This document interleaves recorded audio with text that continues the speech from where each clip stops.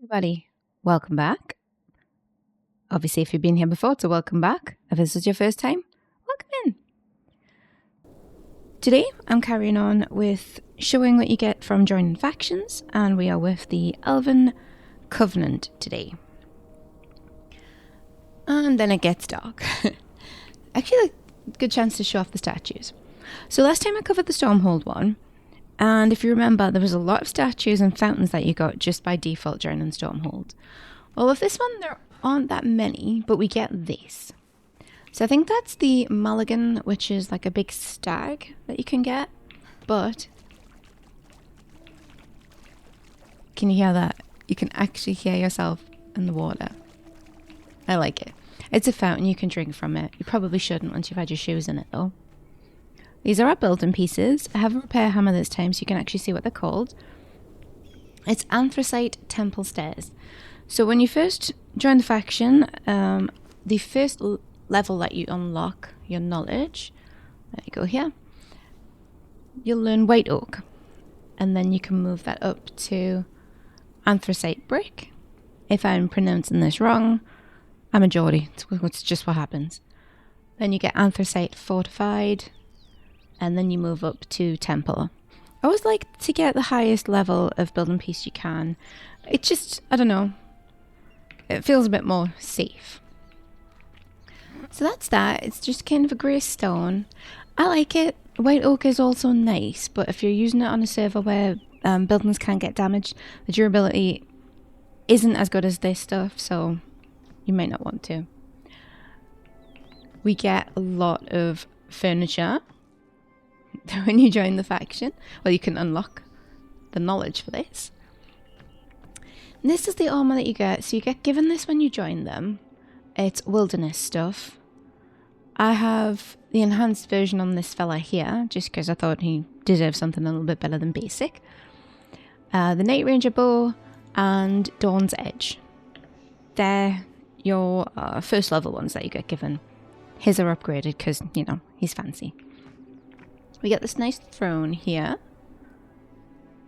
I do not look impressed, but I do. I like it. There's our banner.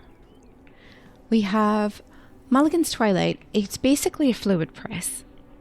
It's a good fluid press though, and it's quick.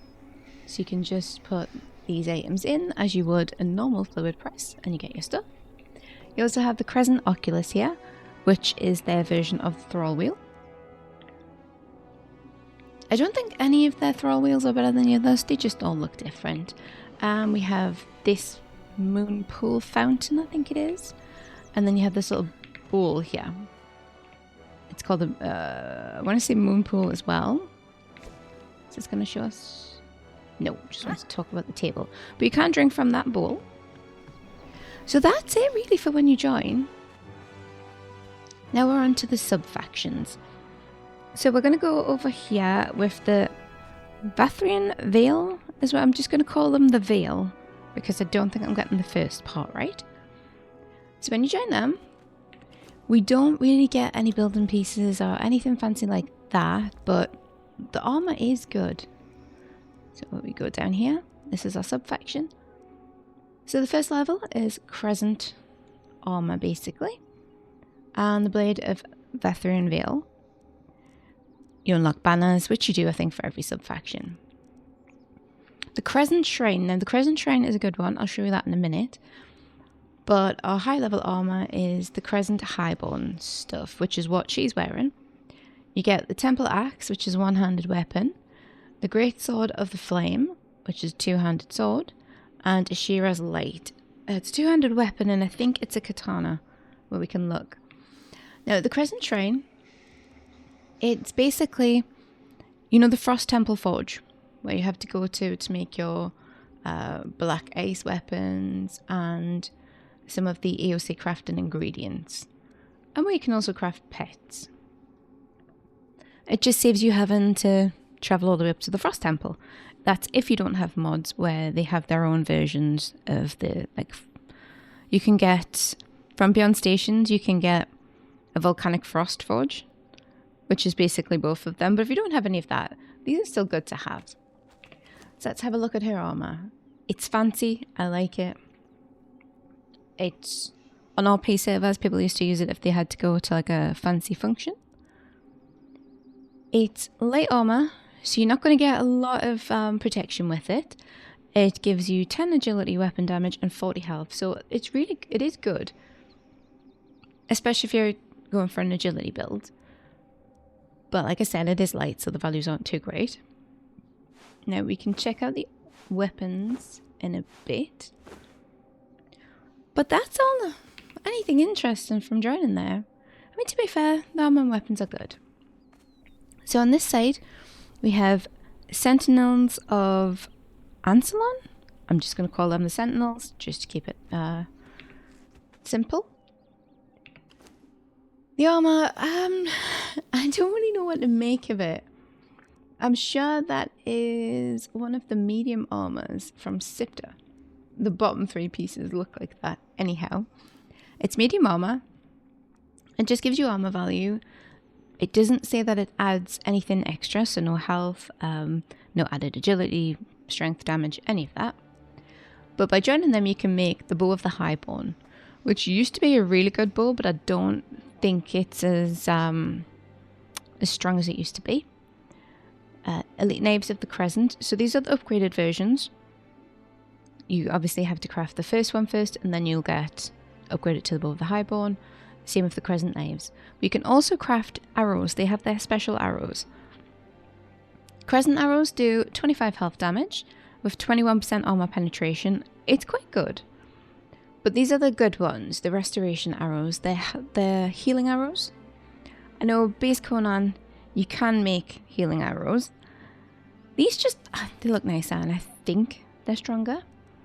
We'll try out the bow. I'm going to try out the knives. So that's it really. I would say it's slightly disappointing to join that faction. But since you're joining the Alliance and you can join all 3 factions and 6 sub-factions, it is worth it. I mean, I think I preferred how much you get with the Stormhold stuff, but ignore that. I may have punched that boar to death earlier. Is anybody over here? Anyhow, I'm going to show you this. So one-handed axe, just simple, same axe moveset. And this is the katana here. I'm never a fan of using them. They are quite good though. And then this is the Sword of the Flame, the basic. Well, it's not basic, but it's still your 2-handed sword moveset. Oh, let's equip the. This is poor bow. Okay, I haven't leveled up my bow skill with AOC, and none of these weapons were made by me because I have RNG crafting on. So I spawned them all in, so they're all base values. So that's still the decent damage. And then we have our daggers.